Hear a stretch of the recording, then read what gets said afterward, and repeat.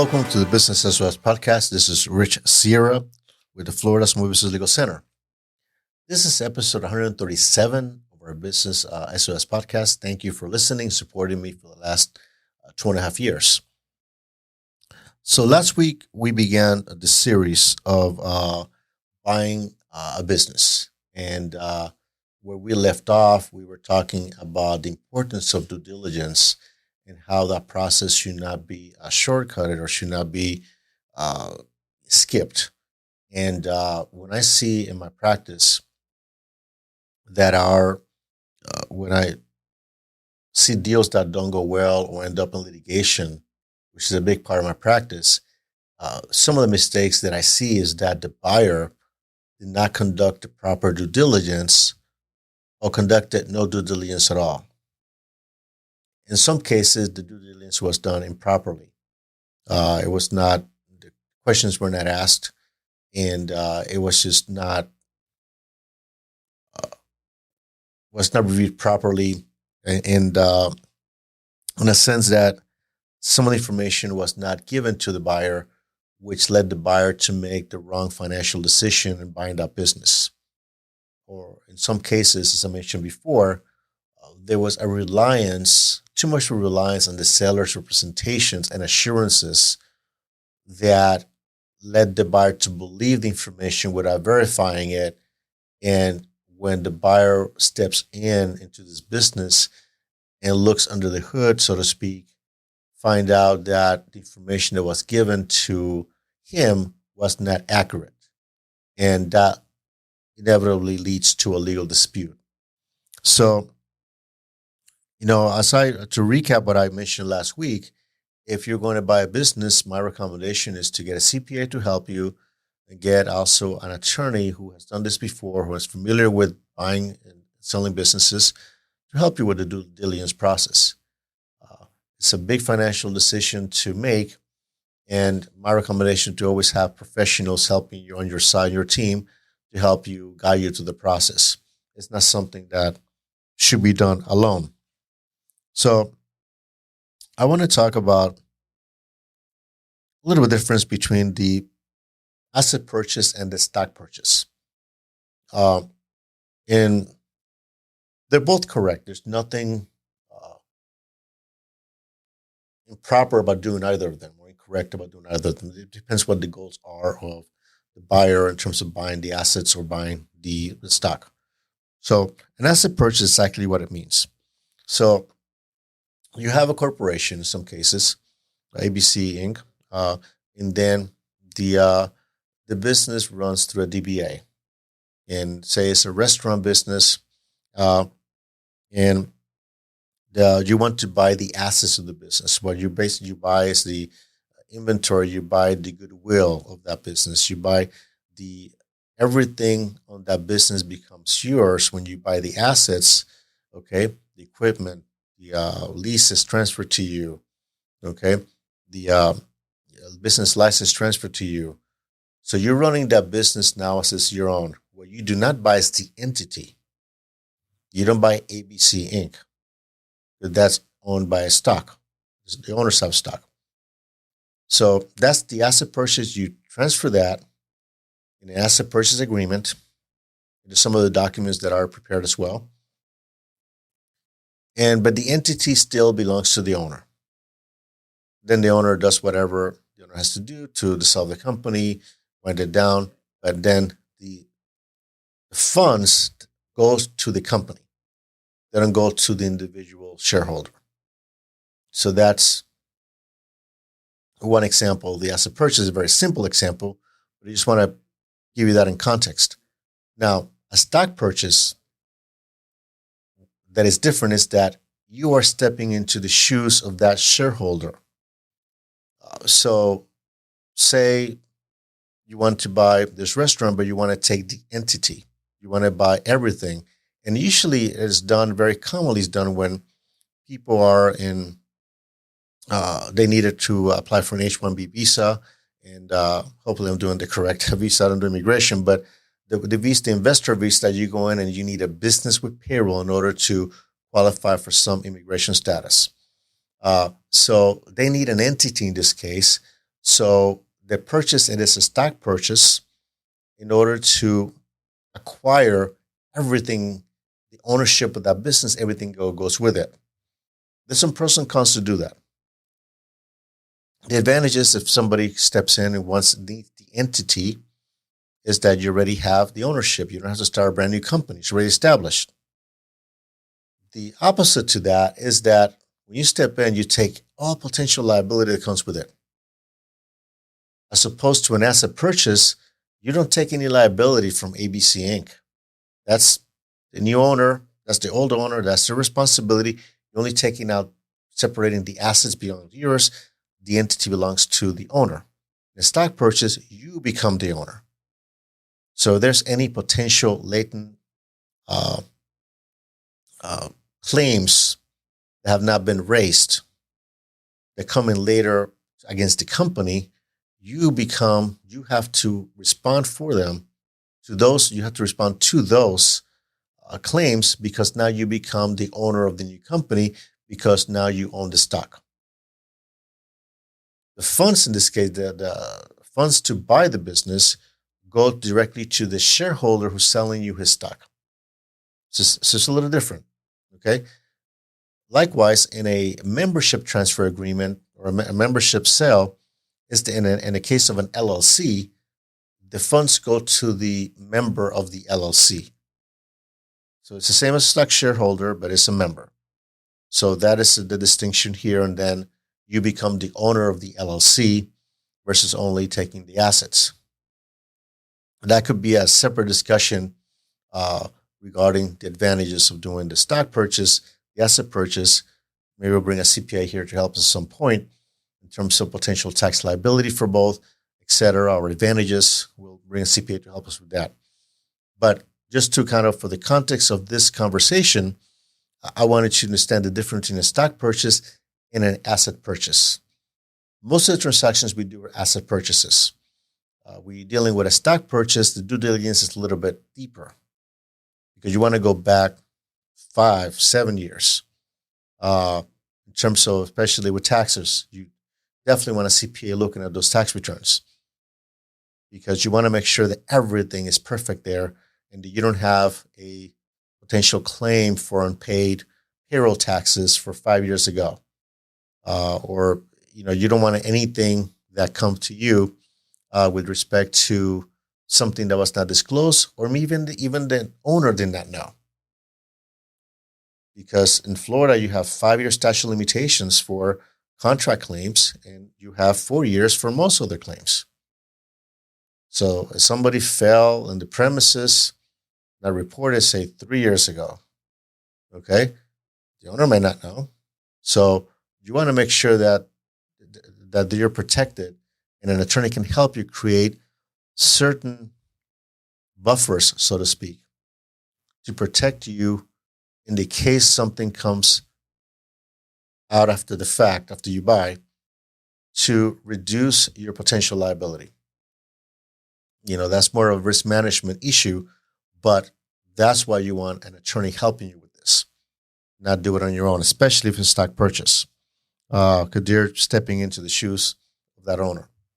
And it's very common to have stock purchases, say you have a partners, and we'll talk about this segment as well, about bringing somebody into the company. So you have a partner wants to buy the other partner because they're already, one partner is retiring, they're moving. So there you would have a stock purchase agreement, a stock transfer agreement. Usually due diligence is not to be as extensive because the partner's been working in the business already. The partner knows the business. Or if you have a key employee who has been the manager of that business for a number of years, the manager knows the business inside and out, and then he wants to, the owner say, you know what, I'll sell you my stock. You take over the business. They work out some type of transaction. It could be a financing transaction or a cash transaction, and then that occurs. And so the due diligence there will not be as extensive because the person has access to everything. It becomes an issue when you have a new somebody coming in buying the stock. that doesn't know anything about the business.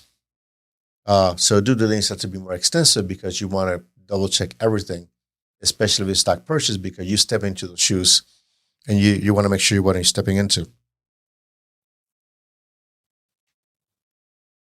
I want to talk about warranties, representation, warranties, and indemnification. Yeah. So we get to the LOI. We get past the LOI stage. We conducted due diligence. And you're satisfied with the due diligence. Everything looks good. You check everything checked off. If there's any adjustments were made, you negotiate it at maybe a different price. Not much. It's basically common to negotiate the price based on some things that you saw in the due diligence that is found in the due diligence investigation. But now you're ready to go for the purchase agreement. So the purchase agreement is more involved. It includes everything that you have on the LOI, but then you have warranties and representations that are included as part of that purchase agreement. You're not going to focus on the asset purchase agreement in this case. Although in the stock purchase agreement, you still have the warranties and reps section as well. And in that one, there you update whatever pricing you want to have for the purchase of the business. If there's any type of contingency for financing, it is updated there as well. If there's a closing date, it's also modified or changed. Whatever updates need to be made regarding the transaction, it is done in the asset purchase agreement because at that point, when you sign that document, the LOI goes away.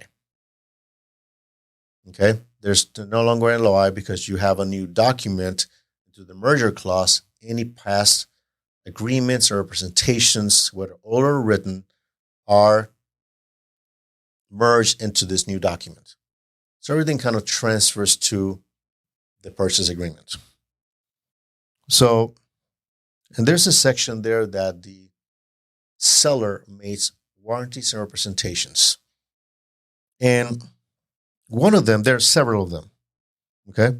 But you look at the seller makes representation that the financial statements provided to you are accurate, that the person owns the assets that they're transferring. That's very important. That they have disclosed all liabilities that they know in that business. That they have complied with all laws, rules, and regulations. And that they have all the contracts that they have are in good standing. And also that the customers, that the status of the business, especially with customers, is still current as of the date of the LOI. That there's no material change in that business for the time that you express interest and the time that you put a deposit for with the letter of intent to the time that you're about to close. And those warranties and reps continue to, they travel. It's not just at the date of signing, because you might sign the purchase agreement at a certain point, and then the closing might be a little bit later. And I'll give you an example. Okay. Say you're buying a commercial pool cleaning company, and they are primarily work with commercial clients, say large homeowners associations like we have here in South Florida or the state. And they have, say, 15 or 20 clients, but 80% of the revenue comes from 2 clients. By that time, you should know that. I know a lot of times people don't want to disclose their clients, and there's a way to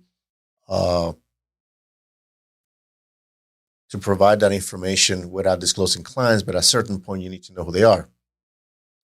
Say, for example, prior to closing, one of those big clients decided to cancel, the account was dropped.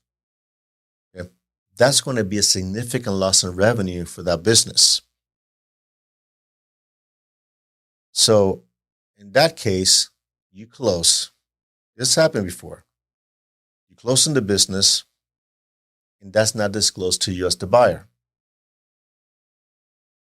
You start going to the various accounts, then you find the letter after the fact that says, hey, the contract has been canceled, we switch vendors. And that revenue that you relied upon in this business, and you were represented, the revenue was coming in for a large account that's no longer there. That is important to know. So that is a material misrepresentation or material omission. That's why I like to have deals that have some financing involved from the seller. It does not be a lot, but some of it. Because you also have the seller usually stays in the business for, say, 2 weeks or 1 month for transition and training. But if there's money that is owed to the seller for, say, 24 months as part of the transaction after the first amount of money is pre-given to them at closing, the seller has the vested interest to make sure that you do well, those accounts remain current. The seller knows that if that revenue drops, most likely they're going to say, you did not disclose this to me. We're not going to pay the second half. We're not going to pay the financing. We're going to sue you for breach of contract. So it's important to know how the revenue is generated to that business, and the revenue breakdown is important. Not looking at the sales in total. And the tax returns will give you a sales in total, but will not give you how those sales were generated on a monthly basis, and will not tell you what percentage of that revenue came from whom. Came from, the revenue spread. Did it come from 10 clients, 15 clients? Is the average sale came in from, if you drop 1 or 2 clients drop, is that going to be a significant drop on the clients of the business, or it's going to be generated by 1 huge client or 2? So you have to understand that before buying that business. The seller does not want to disclose that to you. That's a red flag. So it's important to know that. And that's part of the warranties and representations that are made, including litigation activity, including threat of litigation. And that's part of why an attorney is essential, I think, in this case, to help you with that.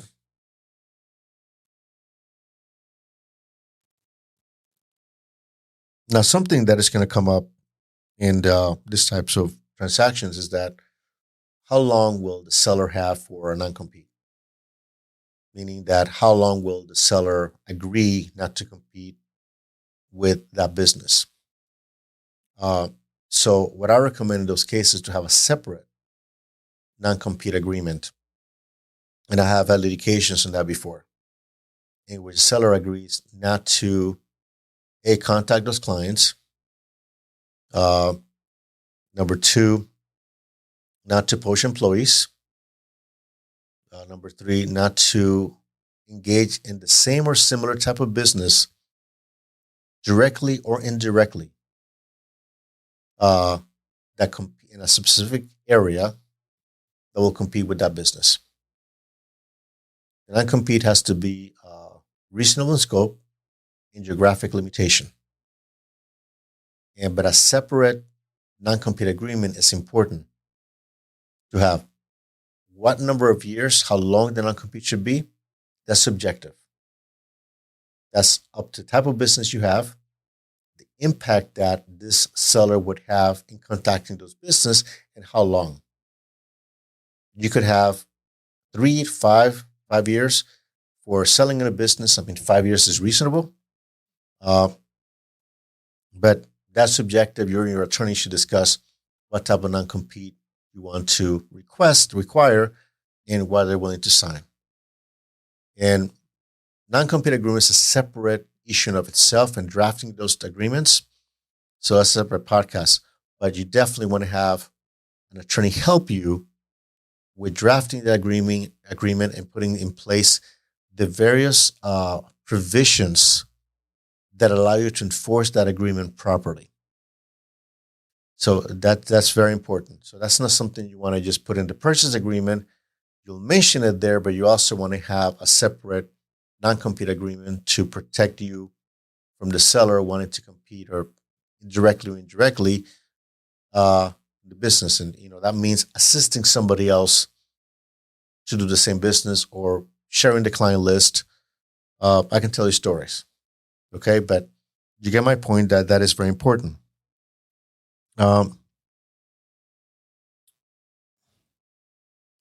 Deals that I do not like that has happened before, okay, is that they agree to what I call earnouts. That they pay a purchase price, okay, and then they agree that they will pay a certain amount more if the business earns a certain amount of revenue into the future. And I've seen structures like that before, and inevitably, in most cases, just does not work. Okay, simply because they're going to say, you did not run the business the way you're supposed to run it. You still owe me the money. The seller says, I'm entitled to the money because you did not run the business. You're going to say, well, I did not earn the amount of revenue that I was expecting, so I don't owe you the money. So anytime you have a clause into the future about the performance of the business, it's such an uncertainty that, in many cases, it's just not work out. So it's not something that I like and recommend because it leaves kind of an intangible out there, an uncertainty, a cloud of something that it could go wrong. So when I do my deals, I like them clean. There's a closing, and from this point forward, the buyer owns the business, the seller is out. There will be a financing point, but that's financing is done through a separate promissory note, and then that's paid over time. That is fine. But there's no question about the ownership of that business. And there's no question, there's nothing that is required for that business for them to trigger another payment, with the exception of the promissory note. So in terms of future performances, it's not something that I recommend for the obvious reasons. You cannot predict the future. I've had disagreements regarding transitional support. It's good to have the seller provide support and provide transition in reference to, the operations. But at some point, you got to run that on your own. So, do what you can, make the transition. But that's usually not a subject of litigation in most cases. If the business owner seller helps, then it's available via phone or email or text. And then the owner decides, takes over. So I don't see a lot of litigation coming from that. Now, I want to talk a few minutes about adding partners. And there are many reasons why to add a partner into your business. Could be you want additional capital, you want to expand the company. In this case, say you want to buy into a business as a partner. You want to bring expertise. You want to add a different product line. There are a number of reasons why, and they're all okay. There might be succession planning. You have a business and you want to bring somebody else that is younger as a partner to take over the practice. I've seen that with medical practices, dental practices, could be a law firm, for example, as well. They want to bring somebody in younger, so, put in 10 years and you're out, the new person takes over. So it could be a number of reasons as well. Whatever you do, it is important. You got to treat it as if you're buying a business. And I've seen this before, that people enter into partnerships informally. People know each other. They're familiar with each other. Happens with the holidays a lot. And then they, transfer the money first, ask for the documents later. And it should be the other way around. First thing you got to do if you're looking to be part of a business that is already existing, you got to treat it just the same way. The LOI, you got to ask for the operating agreement of the bylaws, okay, to make sure that you are able to go in and be part of this business. And if they don't want to give you that information, that is a huge red flag. If they do not have one, a partnership disputes, bylaws, or operating agreement, there are different names for the document that the partners have, then it's also a red flag. Because that means you really do not know what rights do you have with that business, what you're buying into, how that business really is being run. But I've seen that before. I also want to do another caveat. Whatever document you prepare, it must be in English. I understand that people have their native languages. I see that in Spanish and languages. People go into partnerships and they prepare partnership documents in different languages other than English. It's fine to understand it. You want to have some key points, it's okay. At the end of the day, you want to have the document properly executed in English. Reason why, if you're going to enforce a document in the Florida courts or any courts in the jurisdiction, the document has to be in English. Otherwise, yes, the document can be enforced, but you need to have a certified translator to translate the document from whatever language you have into English. So it's an extra expense. It's also another hurdle to cross. Now, certified translator will do a great job in translating the document. The translator is not going to get the nuances of what was the intent of the partnership with the translation. And I've seen that. I've seen documents fluent in Spanish. I've seen documents in Spanish. I read it. I read the translation. It's not quite exactly the same. Then, but what goes in court is the English translation. So keep that in mind. It's important to do that. If you're going to buy into the company, you also want to interview the partner. You want to treat it just like buying a business, no exceptions. Okay, you want to look at the documents, financials that I mentioned in the last episode, because you are basically taking some responsibility and potential liability in that business as a new partner. And you want to make sure that you're stepping into the business properly, and the money that you're about to invest are going to be utilized properly. And I've mentioned that I've had, and I make this available, my operating agreement questionnaire, which is questions that I ask that are designed to have the potential partners talk about and have conversations about. And that becomes the basis of developing the operating agreement. And if you cannot get through those conversations, then you're not going to draft an agreement. Informalities in this case will not help you. What will help you is having the proper documents. And again, I've seen this before, that people send the money first and then ask for the documents later. Oh, we're getting them ready. Here's the draft. Here's my wire transfer instructions. Go ahead and wire me $100,000 so we can get started. No, that's not the way it is done. You absolutely want to make sure that you have the proper documents drafted and signed before you transfer any money to a brand new partnership.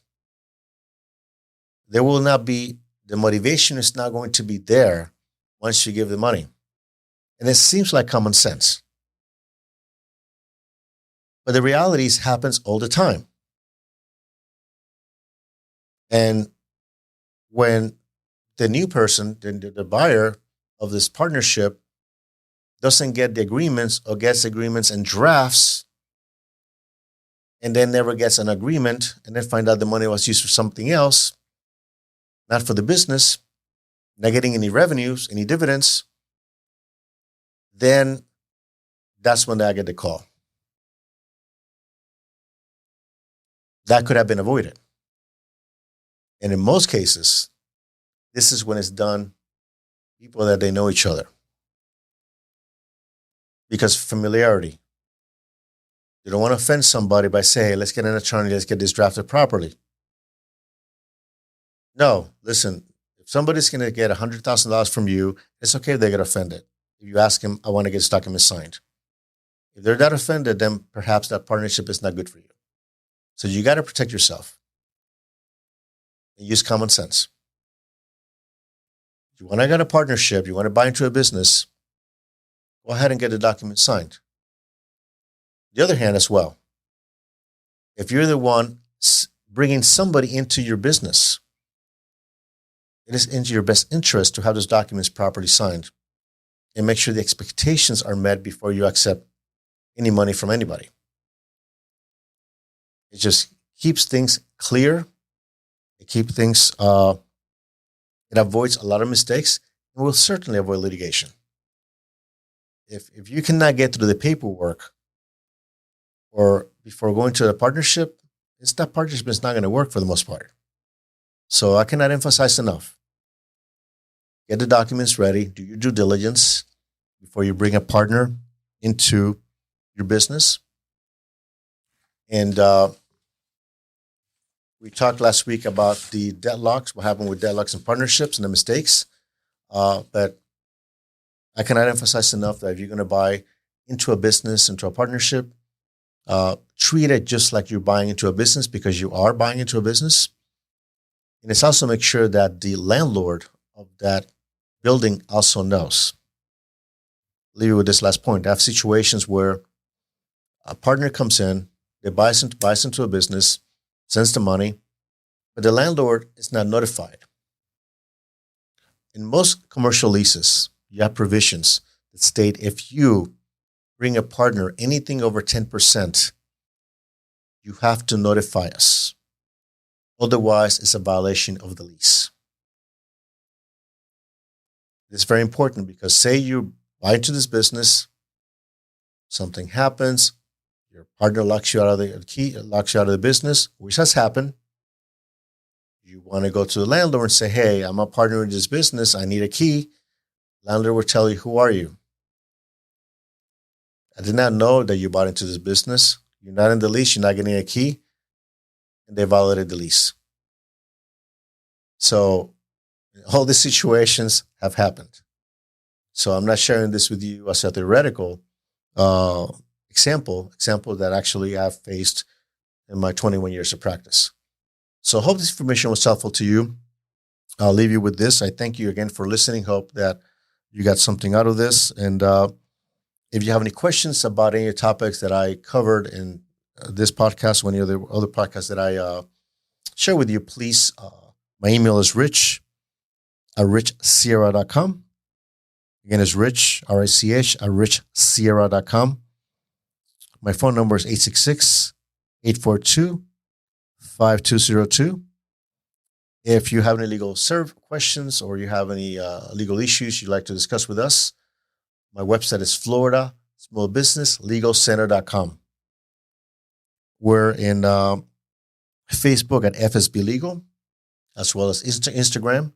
If you want to watch the video of this podcast, we're youtube.com/@RichardSierra. You want to check out my book, Business SOS, 8 Common Legal Mistakes Business Owners Make and How to Avoid Them. It's available on Amazon, Barnes & Noble. You could also ask for any local bookstores. Until next week, this is Rich Sierra. And remember that my goal is to help you succeed.